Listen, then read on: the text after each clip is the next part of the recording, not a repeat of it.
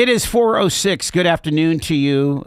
We're live from our Kingdom Financial Group studio here. It's the Joel Natale Show from 5th and State, and we are glad to welcome back in studio here the Erie County Coroner, Lyell Cook. Lyell, good to see you, sir. Appreciate you jumping on the mic with us here. Joel, it's always a pleasure to be here.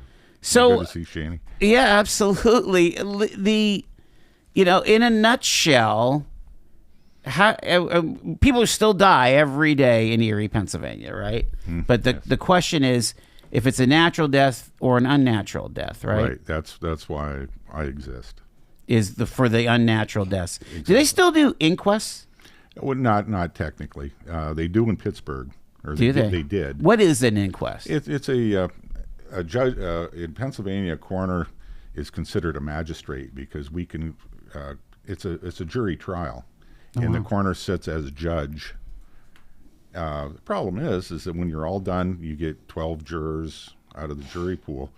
That no matter what they come up with, it has no legal bearing on anything.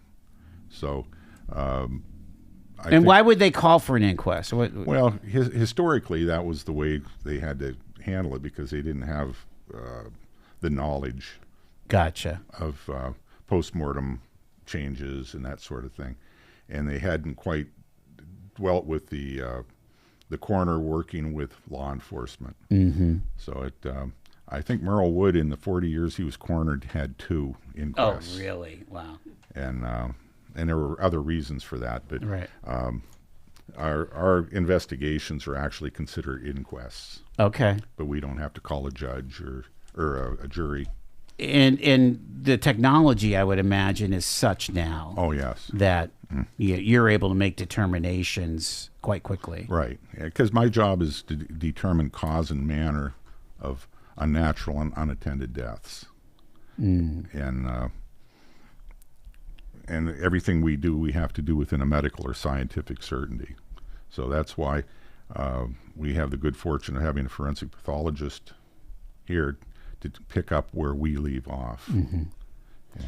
How, when you say unattended deaths, how often is that the case where it's like somebody encounters someone who passes and you have to go in and say, was this a natural or unnatural death? Right.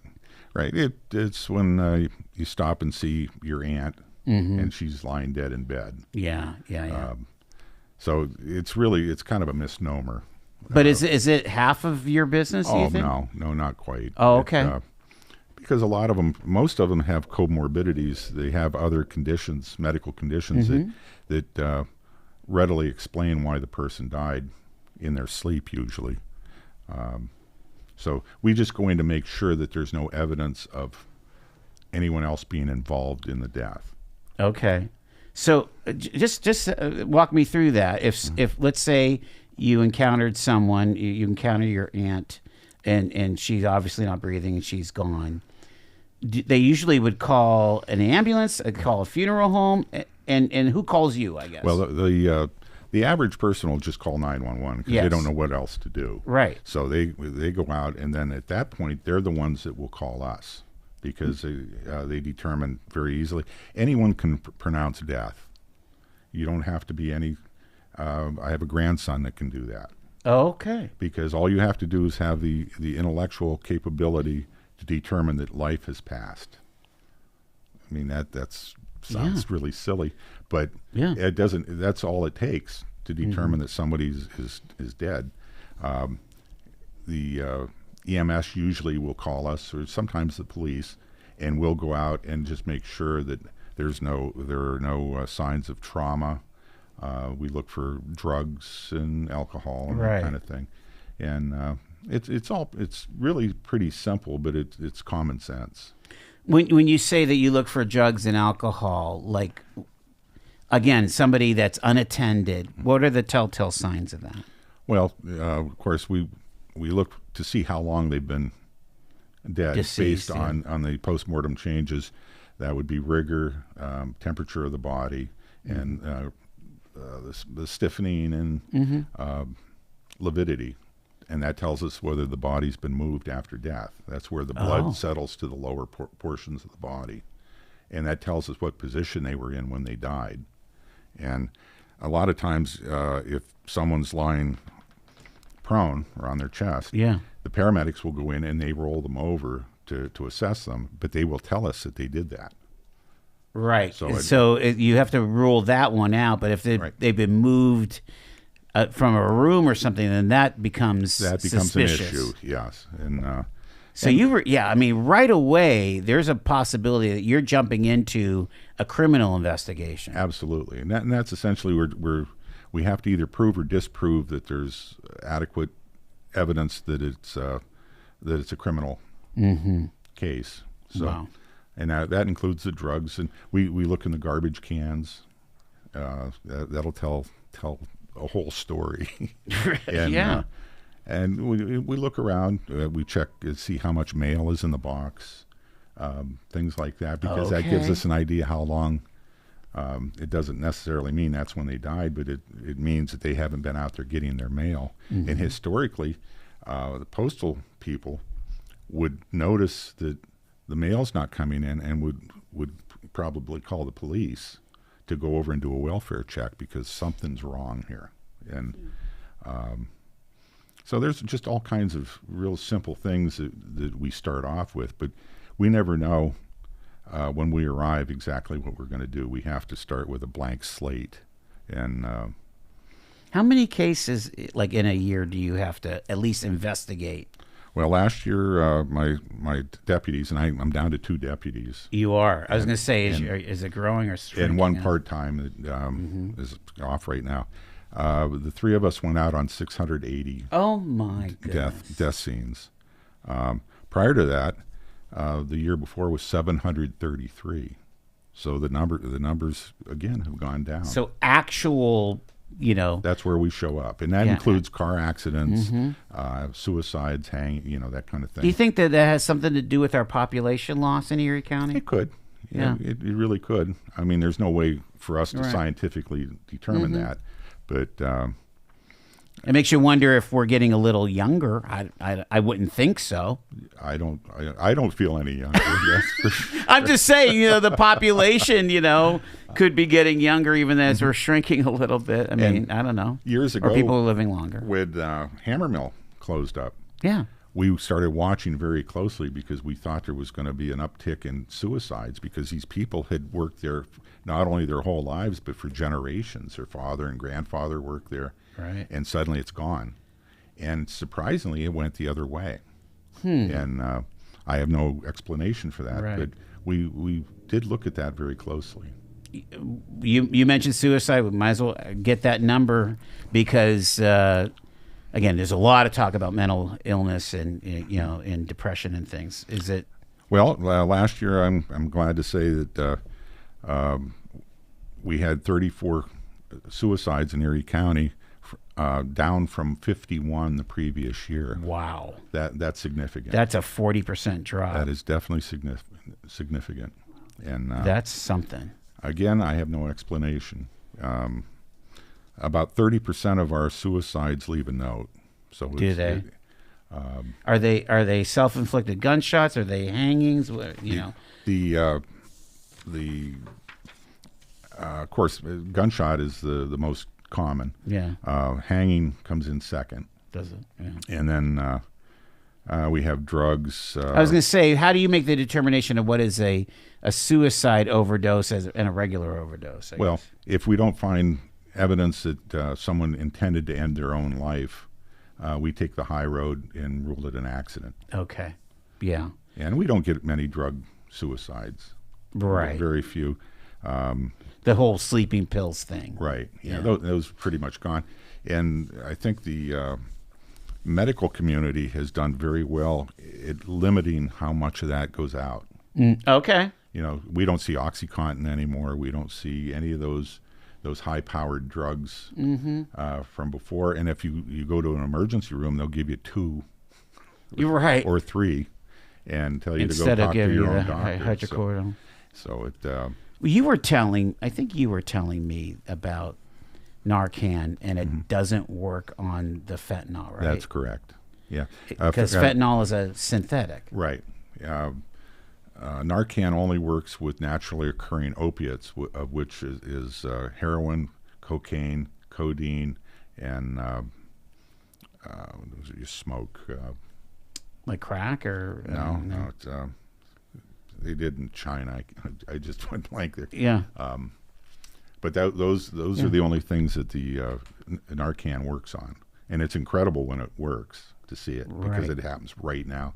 But the fentanyl, if you have fentanyl, there's no coming back. That is a misnomer for sure. The so we've seen basically overall deaths, your cases have dropped, and you've seen suicide cases dropped.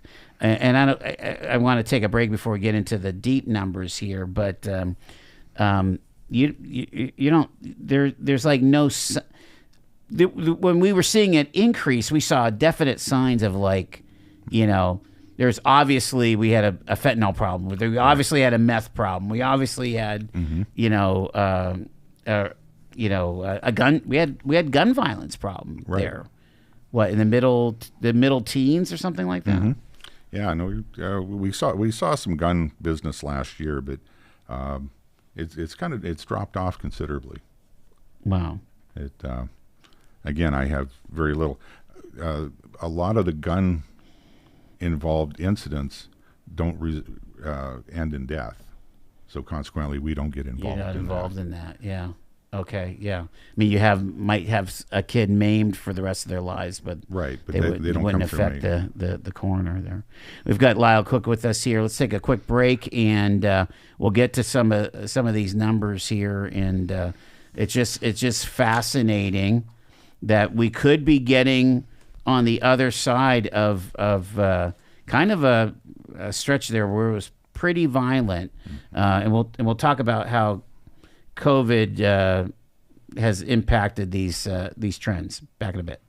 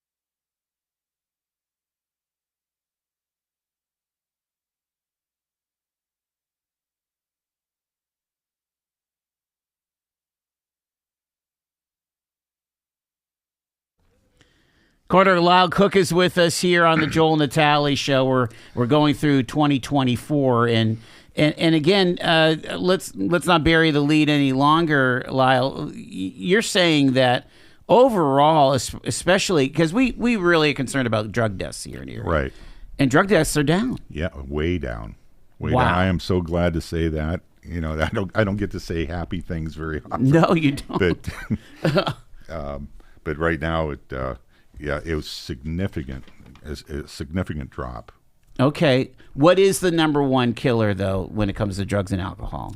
It's still fentanyl. Fentanyl. Fentanyl Wow. is still number one. We haven't seen any heroin in about 3 years. Methamphetamine has kind of taken over from. How do you die from meth? All of these drugs paralyze the respiratory centers of the brain, and that's what kills with fentanyl. You forget how to breathe, and it dies. And when they were injecting it, it literally kills before you can take the needle out. Unreal. That fast. It's like you're turning your brain off of its basic functioning. Right. Yeah. The cerebellum just freezes, and that's somehow don't breathe anymore. People get a high from that. This was what's shocking to me is that when it's not fatal, what's the impact? Yeah, I don't know. I've talked to people that have actually taken fentanyl, and survived, and they said it's the ultimate high. Wow. And that's what they were looking for. And fentanyl has been used in a therapeutic manner. I mean, you have orthopedic surgery. Sometimes that's what they give you, right? They gave me that for open heart surgery. Did they really? Years ago, and it's very, very good. It's a good drug when used properly. But I don't know where they got the idea of starting to sell it on the streets. Yeah. So how many people died overall of a drug overdose? Or in 2023, we had 122 drug deaths in Erie County. Last year, we had 72. Which is almost half. That is, drop. We would expect little variations here and there. That's not a variation. That's a message, and we're just delighted about that. Quite honestly, it makes us want to talk to the FBI or talk to the city police and say, okay, are we just pulling that much of the volume off of the streets? Obviously, it's got to be going somewhere. Yeah, and. But when I saw the numbers, I even ran them the second time because I didn't believe wow, it had worked that way. But that's significant plus. Yeah. And did you dig into ages yet, or is that later in your report? Yeah, I'm not able to do my final numbers until I get all of my cases finished. But you in the past have said that you've had fentanyl deaths from teenagers into people in their 70s and 80s, right? Yeah. 2023, our age range for drug deaths in Erie County was 15 years old to 80. Unreal. So, and I always kind of get a kick when I overhear people, they'll look at the paper and obituary and there'll be someone young in there, and they automatically think it's a drug death. And I can tell you that the by and large, most of these younger people dying are due to strokes and cardiac issues, and they're natural deaths. It had nothing to do with drugs. But they just automatically think. It's not your role to investigate that. No, not. But it makes me, just for, not curiosity, but just for out of concern, if young people are having strokes and cardiac deaths, how the heck is that happening? Well, I think if you talk to, and I actually had spent a bunch of time with a cardiovascular surgeon, and they said they have to be very careful with what they say publicly. Yeah. But they said young people now, like teenagers, are third-generation McDonald's eaters, and they're actually seeing cardiovascular changes and coronary artery disease in people like 12, 14, 16, because it's been that way since they were born. And it's starting to show now because it's cumulative. And so you see these... So nutritional based... Yes. That's what they're saying. And we've seen a number of high school students, they were out practicing football, and they just drop over, and that's generally what it is. It's a it's a cardiovascular thing, and there's certain cases where that's also hereditary. Okay, sure. So it's not necessarily. I mean, there was that Buffalo Bills player, right, that everybody was concerned about in questioning what that could have been all about, right? and coaches do get trained for sudden cardiac arrest, Right. And how to mitigate that. I mean, that could happen on a track, on a track, absolutely. a field thing. But And you run into that in gyms with older people. right, But age doesn't. Death is an equal opportunity employer. It doesn't matter how old you are, and like I said, it's not unusual for teenagers and college age people to suddenly die from undiagnosed cardiac, hypertension, all kinds of things. The obesity problem is part of that. Yeah. Because that leads to hypertension, which usually leads to a stroke. Yeah. It's all connected. Yes, it's all those metabolic ailments. Mm-hmm. It's again, it's so fascinating to talk to you, Coroner.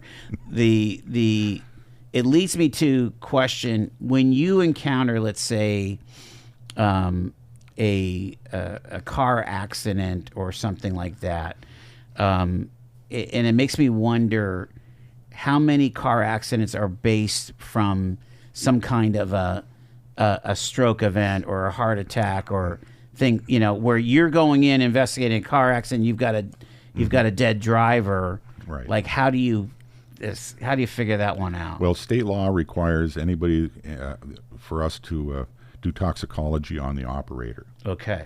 And if we don't, sometimes if they're ejected, which many of our motor vehicle deaths are, because they're not wearing their belts, then we do whatever victims are there. And so you, first off, you're saying that the people that usually die from a motor vehicle accident are not belted, first off. Right.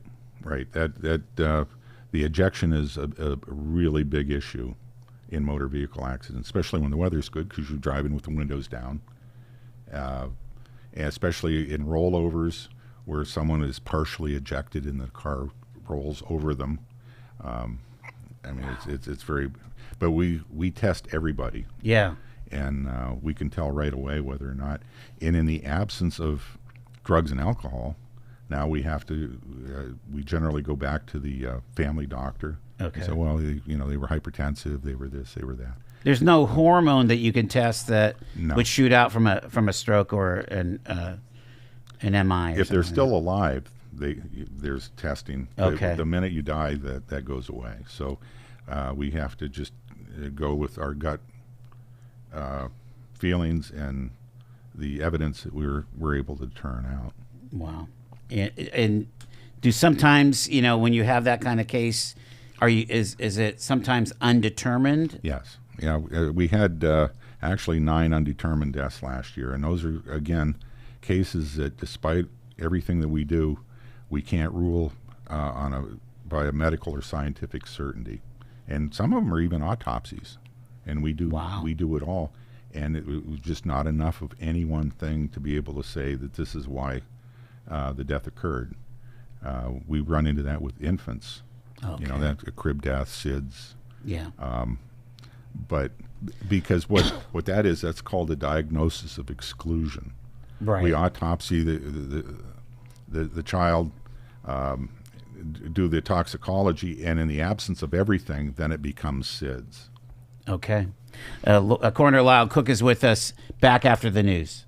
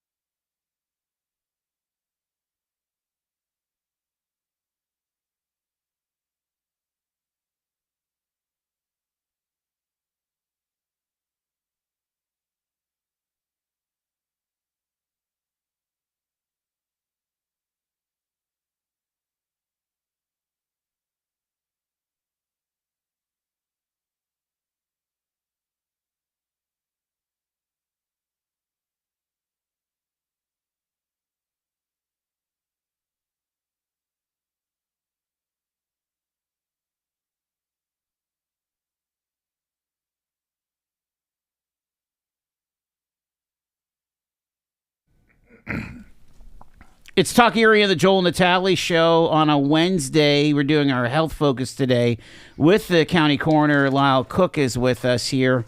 And just learning, again, every time you come on, Coroner Cook, we learn so much.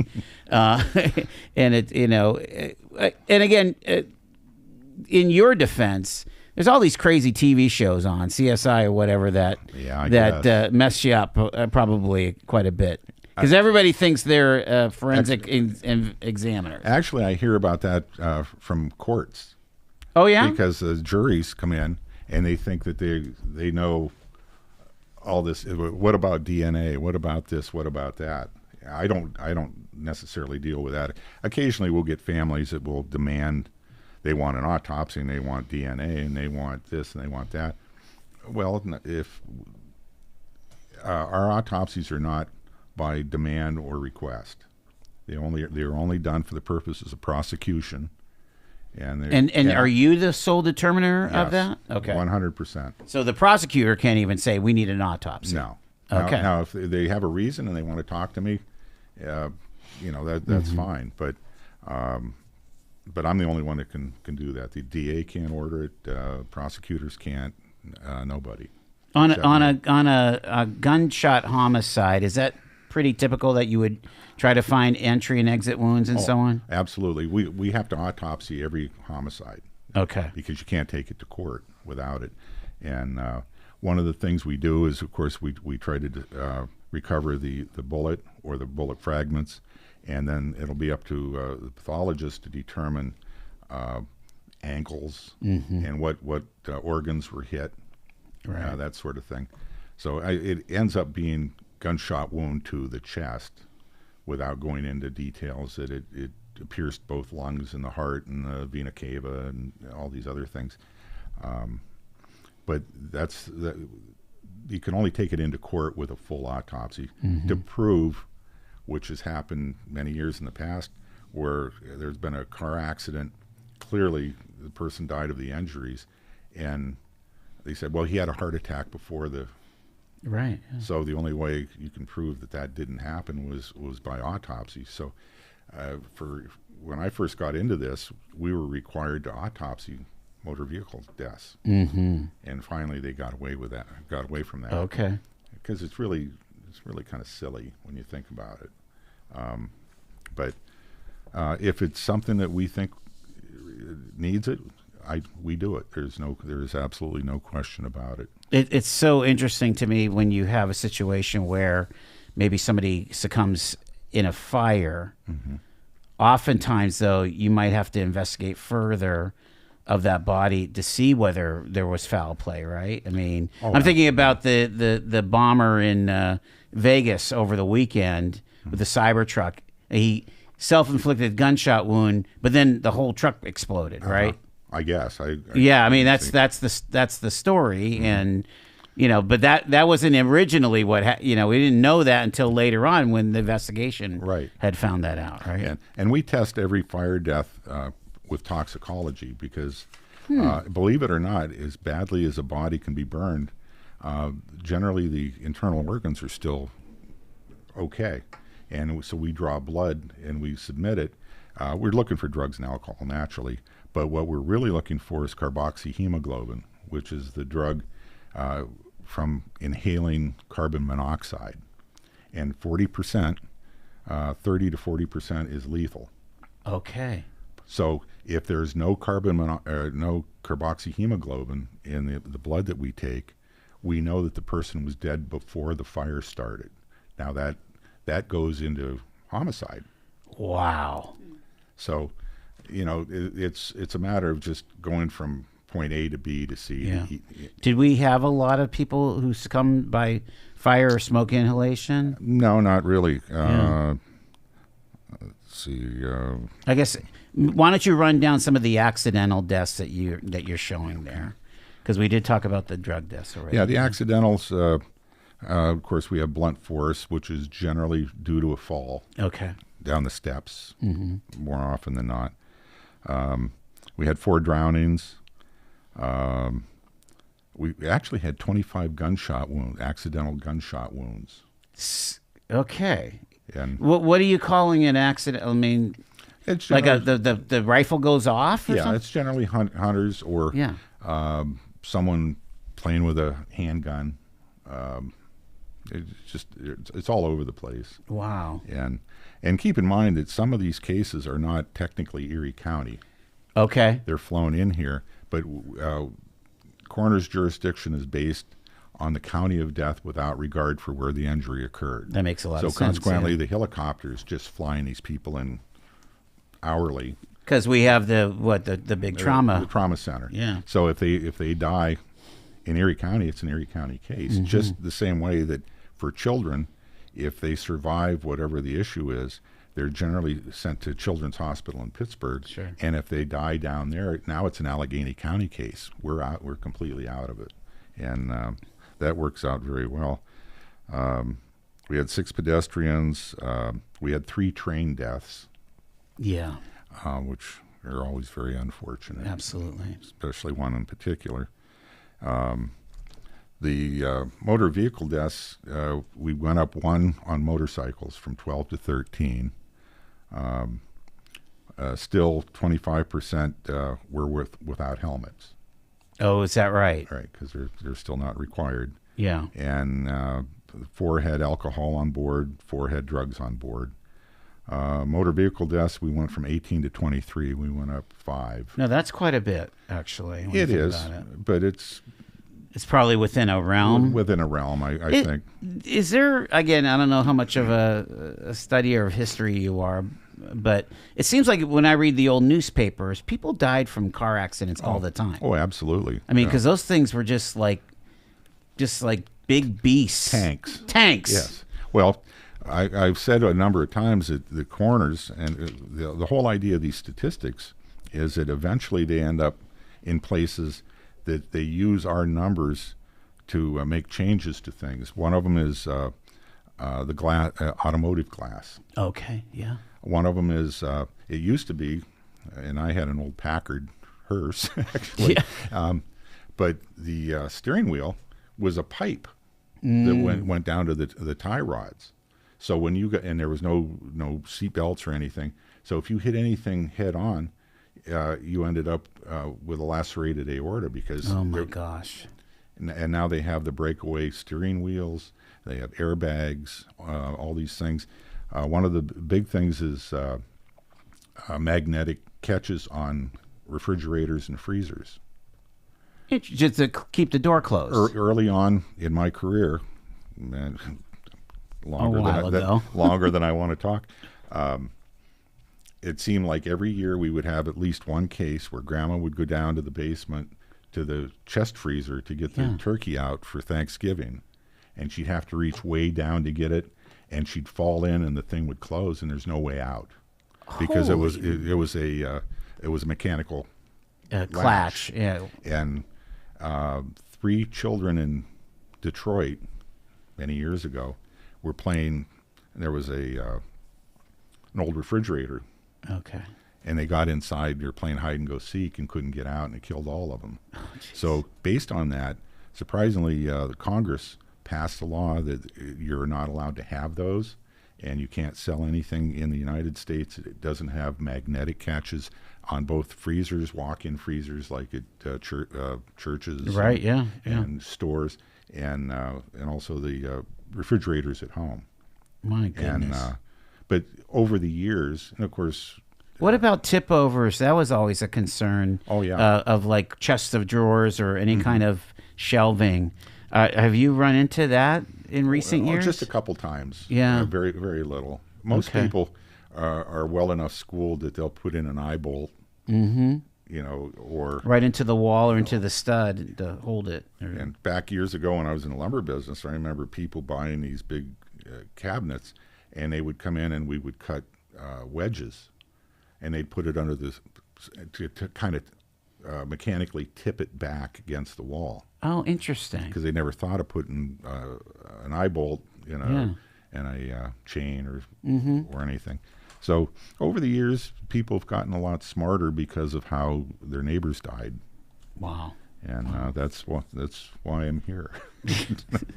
Well, and I remember too. Again, talking about young babies and toddlers, they got rid of the whole concept of a walker. Mm-hmm. I mean, now you have saucers, Right. but they don't move. The baby can bounce in there. Pack and plays and stuff like Yeah. that. And they now tell you that you don't put anything in the crib, Right. as far as stuffed animals and blankets and everything. They have the sleep sacks. My babies have the Right. sleep sacks, and they just swaddle. And when I was growing up, Hopkins, L. Hopkins in Lake City, was one of the top manufacturers of cribs and infant potty chairs and things like that. And it used to be that, of course, they'd design a crib, and they'd put a metal spring in it with a thin mattress on it. Well, what they found out is if the baby got into one corner, that would flip up. They would drop down, and then it would close on their neck. And again, the federal government stopped that. Actually, one of the biggest causes of death for children is co-sleeping. Right, when they jump in with the folks. Almost all. And then they usually rolled, like the parent will it's a roll over. Yeah. Wow. And it's a suffocation. And apparently the hospitals will not allow a new mother to leave until she has been schooled in that. Mm-hmm. Wow. And I mean, we've had a couple babies that died during nursing. Where the parents have been up for 2 days, and I understand why you fall asleep, and so there's all kinds of things that we can end up with our undoing. And so in some regards, the data that the coroner generates can extend life, right, as it's processed on a macro level. The federal government puts out a printing every year, which goes back about 3 years. Mm-hmm. It's called the Morbidity and Mortality Report. And if you want to know how many people in Montana died from dog bites, this is the book for you. I mean, literally, wow. every conceivable type of death by state and locality. I was going to say, you probably don't deal with too many, deadly snake bites like you might in Arizona or something like that. No, it's a function of where you live. Yeah. We don't have alligators here, crocodiles. That's true. Snakes. Once in a while, there was one of my neighbors actually brought up a load of cherry wood from Kane, Pennsylvania, which is the black cherry capital of the United States. And they were going to use it. Well, it turns out there were nests of rattlesnakes inside the wood. Inside the wood. Fortunately, they came up here and they die immediately because they can't take our weather. Okay, that's but good that news. was a bit of an issue. Oh my word! What we do have is the deer hits, and you actually have several accidental deaths from deer hits. Oh, right? yes. And matter of fact, I had one quite a few years ago where they bought a brand new Cadillac, husband and wife, and they went for a drive on Sunday to try out the new car. And there was an area where the ground was built up on both sides of the road. It was like an earth bridge. A deer came off of there and went through the windshield and kicked the woman to death. And that's just awful. Yeah, I mean, I could tell you, I could go on for hours. Right. And that's just one of those. It's just an odd case. Do you get any sense from the data as you read it? Obviously, we could all say don't do drugs. Right. I mean, that is because that is the number one killer. But is there other things to learn for people to maybe extend their life? I mean, other than freak accidents or whatever, or probably that violent person you might need to get them out of your life. Well, I mean, right? We run into that too. I mean, you have a lot of domestic homicides, right? Yes, not a lot, but we have our share of them, and I think one of the things I would tell people is you have to be much more careful as a pedestrian. We did have quite a few pedestrian deaths, didn't And I can tell you, just in front of the courthouse, it's like nobody can cross the street without having their face buried in a phone. And they're all wearing earbuds or headphones, and they couldn't care less. They never learned to look both ways like we had to back in the 50s and 60s. Wow. And they just arbitrarily walk, and you see that right here on State Street. Yeah. And just everywhere. I would say that would be something you have to protect yourself. Mm-hmm. Don't expect anyone to do the protection for you. Yeah. And a lot of times the people in the car, they're texting and they're not paying attention. So you got two people not paying attention, and then I have to go to work. Last couple minutes with the coroner, Lyell Cook. Where, as you read the trades, where is AI playing a role in your business? I can't say that at all. Nothing. Nobody's talking about it yet. No.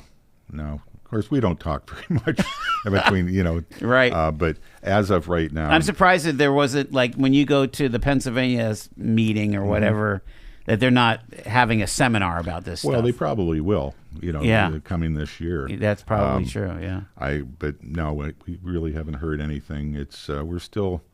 Are your records all electronic now? I mean, yes. and all that's okay. Yeah, so. we have everything, and we even do our photographs. We photograph during the autopsies, and those go into the computer. We don't take any at the scenes. That's the police job. Okay. And that works out really well. I think probably, in retrospect, the one thing that bothers me the most are the amount of unclaimed bodies we have. Really? And yeah, every once in a while you'll put out a press release or something saying any relatives, because you can every one of them. You can identify the people. Oh, we know who they are. It's no question. But somebody has to come forward and take financial responsibility for the disposition. And right now, I had 24 just last year. Now you had 24 unclaimed bodies. Yes, sir. And the law requires us to offer them to the medical school first, but they only will accept certain ones.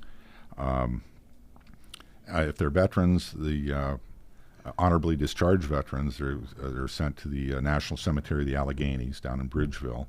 Otherwise, every other year on 9/11, which is coming up this year, at 11 o'clock, we have a scattering ceremony, which is open to the public out at Pleasant Ridge.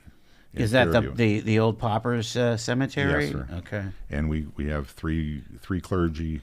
VFW will do the gun salute, and then we have volunteers that will scatter the ashes out there. The names go out on a wall. If you have a chance to go out, I would heartily recommend it, because I can tell you that we are the only county in Pennsylvania that handles their unclaimed like that. Wow. With any kind of dignity. Yeah. And I'm not pointing fingers at my colleagues, but that's what we do, and Erie should be very proud of that. For those that are estranged from the deceased, there's not a lot of incentive to claim them, is there? No, there is. I mean, you hate to say it that way. Yeah, and three-fifths of our unclaimed families or bodies have family right here in Erie, and they just walk away from it. They walk away. Wow. And I've just never understood it. But I am proud that we're taking care of these people in their final, like we should, in their finality. Wow! And the funeral homes and everybody has been very good about that. So well, we appreciate you coming in and sharing your expertise, and again, it's extremely fascinating and humbling. And I got to tell you, I mean, every death is a loss, but I'm very thankful that we're seeing our drug-related deaths go down. Oh, I am too. There was something that we kind of secretly prayed for. Yes. It's so unfortunate. Because it's such a scourge. And until you have to knock on someone's door and tell them that their 14-year-old isn't coming home, and they don't teach you how to do that. You have to learn it. Right. But I have to do a lot of death notifications, different, depending on what it is. But especially for something that is so unnecessary. Mm-hmm. And and I feel with them. I really do. But I do what I have to do, and that's what we do. We tell them, your daughter or your son is coming home tonight or ever, and so I hope that as we move on, that people will continue to become smarter. Yeah. And because I get paid either way. Yes. Well, and we're glad that someone who's so competent and sensitive is at the helm. Thank you, Erie County Coroner Lyell Cook. Thank you so much, sir. Joel, it's a pleasure. Always enjoy coming over here. I appreciate it. It is 5 in front of 5.